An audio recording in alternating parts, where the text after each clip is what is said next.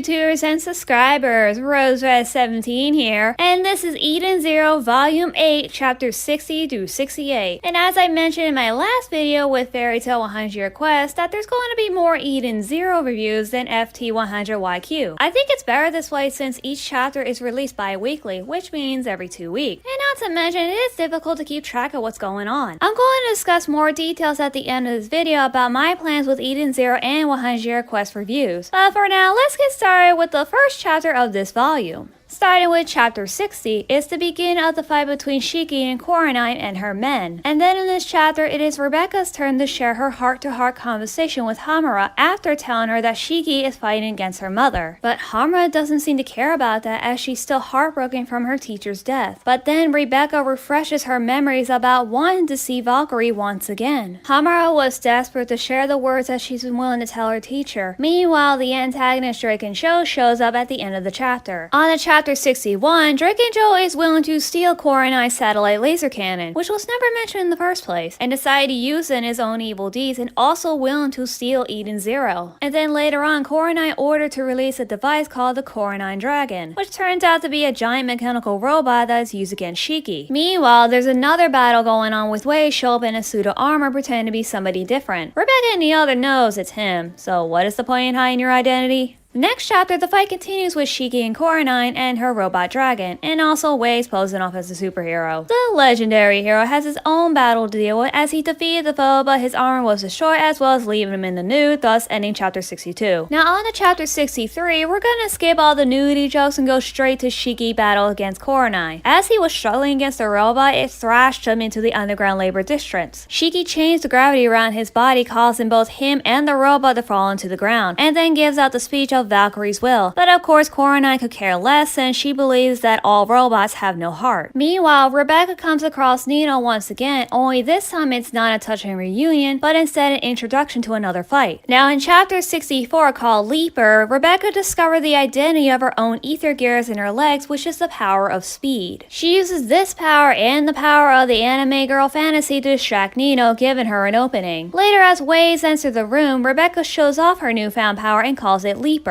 The end of the chapter shows the narrator Xena Mani as she discusses things about Rebecca's Leaper powers, as there's more to it. I know the secret to that power, but at the moment it's just a secret, or at least in the review of this video. And I know some of you have caught up with the manga and knows the secret to that power, and those of you who haven't caught up on Eden Zero, I won't spoil it for you. And now on to chapter 65. Hamura has decided to move on and get to join the fight, but not until she was pinned down by the guy she encountered earlier. She felt helpless as the whip from before slowly paralyzed his victim. Wait, this happened a few chapters back when he tied her up and whipped her, and the paralyzation drug is taking its effect now? Talk about a cheap tactic. And what makes it worse is that this guy knocks off Valkyrie's head right in front of Hamura. Bad move on his part. She summoned thousands of swords using her ether gear, but then the foe managed to dodge them all and tied up her hands so all her swords would disappear. But little did he know that there's one more sword that is still accounted for, which was Valkyrie's sword. Hamura shoots her teacher's sword up in the air and then landed right through his chest, thus killing him. I would say talk about perfect timing, and also this is one of the gruesome way to die. Meanwhile, Rebecca and Wei showed up seeing a tied up Hamura and a guy with a sword in his chest. Rebecca unties Hamura, and then at the end of the chapter, Hamura decided to move forward with the friend she has and thanks Rebecca for her sweet words. And now in chapter 66, a battle goes on between Shiki and Coraline, and the way Shiki defeated the dragon robot is both dumb and smart. And when I mean by dumb, I mean he almost looks like he made a dick move. He starts by dodging the missiles at the last second, and they are the types that track down the target until it's hit. Shiki realizes it and land on top of the robot waiting for the missile to hit. Now this is the almost dick move I mentioned before. I thought he was going to dodge at the last second and let the missile hit Coraline while she was still inside, but instead he catches the missile with his ether gear and uses its gravity to his advantage. Now this was a smart move that helped Shiki defeat the villain. Coraline have mentioned that nothing can destroy the dragon's armor, not even its own weapons, but Shiki's gravity powers did do some damage to it because he used the missile's own gravity against it, and he is forcing that power from the missile to crush the robot. Now I don't remember much about gravity from my textbook days, but I do know that too much of it at a single point can kill a person, and that is what I saw here. Of course nobody died, because I can show you the page that Coraline is still alive and Shiki looking down on her in his ether gear form. At the end of the chapter, Shiki brought Coraline to Hamura as it was Valkyrie's wish, and then it was time for the mother and daughter another reunion in the next chapter, which is chapter 67, Somebody to Love, where Shiki gives Hamura the choice of what to do with Coraline instead of letting all the guys gang up on her. Hamura has decided to spare Coraline, but not out of forgiveness as there's nothing to forgive. But Hamura has no interest in her as she thinks of Valkyrie as her real mother. Or in Hamura's choice of words, Somebody to Love, and Valkyrie was the real mother in her eyes. And then after she thanked Coraline for bringing her into the world, having no anger, no resentment, no sympathy,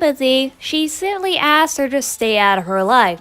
So pretty much this girl badmouthed her mother to get lost. Gotta love this girl. Coraline runs off in the woods, but then somebody has it in for her and decide to make her his pet. Remember the guy that got his face burned off? Well, he is back and getting his revenge. Now let us end this chapter with Hamura saying her goodbyes for her beloved mentor, teacher, friend, and mother. Now, chapter 68 is the last chapter of the volume, where Shiki and the crew give the bad news about Valkyrie's death to the Shining Stars, and if you would have guessed it, they did not take it so lightly. And Sister suggests using the backup memories in the data storage to rebuild Valkyrie, but then Witch told her that Valkyrie wouldn't be the same. They can restore her memories, but the feeling she would have for Hamura would be erased from her hard drive. And after Shiki talks about the time when his grandfather told him that robots have hearts. What I like about this chapter is the conclusion about robots being as mortal as humans as you can see at the end. Sister crying in Witch's arms, and this also brings up Hamura's new purpose in the series. She becomes the replacement of Valkyrie in the role of one of the Shining Stars of Eden Zero. I think that Mashima really pulled a bullseye on this one. Not only he killed off an important character in the manga, but gave one of the main characters a new role in the series. Now I have seen the author kill off other characters that are attached to the plot of his previous show, Fairy Tail, just like with future Lucy and Altair. Now with these two, they are technically still alive, with the past Lucy in flesh and Altair being an old woman, and we see her younger form in some kind of time space. Now the difference between these two girls and this one is that the one in Eden Zero remains dead. There's no pulling on Makarov Resurrection, which in my opinion should have died at the end of the final season of Fairy Tail due to that major sacrifice with the fairy law, and then all of a sudden he comes back to life. Did not sit well with me. At least with future Lucy, she managed to rest in peace after seeing her friends and loved one in her Golden Field heaven. With Altair, her life is slowly slipping away due to her old age. Now with Valkyrie, there's no chance of her coming back. In all honesty, I kinda wish she doesn't. Now I'm not saying I dislike Valkyrie, not in the slightest. I did enjoy this character, and due to her death after fighting for the one she cares for, makes her relatable. She died for the sake of those around her and for the one she cares for the most. Her sacrifice gave Hamura a new role of purpose in her life. In fact, I've seen this similar scenario in Rave Master, where an important character is killed off due to a situation that was out of his control, and that brings a final conclusion to one of the main characters. I'm not gonna spoil too much since I know there's a lot of people out there that haven't read the Rave Master manga, and I suggest you check it out. But back to Eden Zero. I am interested in Hamura's new role as the Shining Star and how the others are gonna manage with her without the original. And what happened here in this volume is the same way what happened in the volume of Rave Master, which was my favorite arc in that manga, and so far this volume is now one of my favorite arcs in Eden Zero. It seems like Mashima has gone back in his first creation and brought it back to his newest one. Now there are references from Fairy Tail that we have seen in Eden Zero with the Easter egg and the friendship scenario, but seeing reference from Rave Master in Eden Zero is quite unique through my perspective. Fairy Tail may be his most popular show in anime, but due to its flaws, it does get some bad reputation, which is understandable because of its formulaic. Eden Zero is seen as a rip-off by people who don't even read the manga and just quickly judge by his artwork appearance. But luckily not everyone sees it like that, thank goodness. Rave Master, I have to say, isn't that bad. I was going to say masterpiece out of all the series he have done because of its story plot and character development, but I have seen some cliches from the series that annoy me and went from saying masterpiece to saying, hey, that's not a bad story. Rave Master was a good manga to me, even with its flaws. I did enjoy it at the time I was reading it. Same goes with Eden Zero and Fairy Tail. They may not be perfect, but they're still enjoyable to read and watch. And that is all I have to say about this topic. And now on to the idea I mentioned in the beginning of this video. Now that it's the end of the video, I would like to discuss my plan with the review of Eden Zero and Fairy Tail 100 Year Quest. You see, since Eden Zero has more volumes and chapters than 100 Year Quest, I have decided to work on all the completed volumes of Eden Zero, either until I get the last completed book, which is either volume 12 or 13. I counted 5 volumes, including the one I am reviewing in this video. And as for 100 Year Quest, there is only one right now. now. So the plan is that I wait until Volume 100 Quest is published with all its chapters, which would be months before I do another review of the sequel. Since Volume 8 has only a few chapters at the moment, and it's unknown at the time how many there will be in the volume. Not to mention the cover of the book hasn't been drawn yet. In fact, the cover of the book volume is what I'm waiting for. And I'm sure you guys have noticed that I have been using the manga book covers for my YouTube thumbnails. Once I see the cover book of the volume, that is when I start reviewing the chapters and go on editing for my review videos. But sometimes the cover is revealed before the volume is finished, so I rely on a source called Fairy Tail Wiki, which keeps track of which chapters are in which volume and how many there are in total. So I'm going to be holding back on 100 Quest and just work on the volumes of Eden Zero until Volume 8 of 100 Quest is completed. And by the time I get to 12 or 13 on EZ Book, number 8 of 100 YQ will probably be completed by then, including the fact it will take me about 2 to 3 weeks to complete a review video. But I will try my best to get through the chapters and finish the volume and get to the next one ASAP, that if work or school doesn't kill me first. As you can see, I never really had a schedule for these reviews to be uploaded, only when I have the time, and once the holidays are over I will definitely get more free time. As for school, well, it really depends on the lesson. So that is it for this review. Thank you for watching. Don't forget to subscribe and hit that notification button for more updates and new videos. Rosebud 7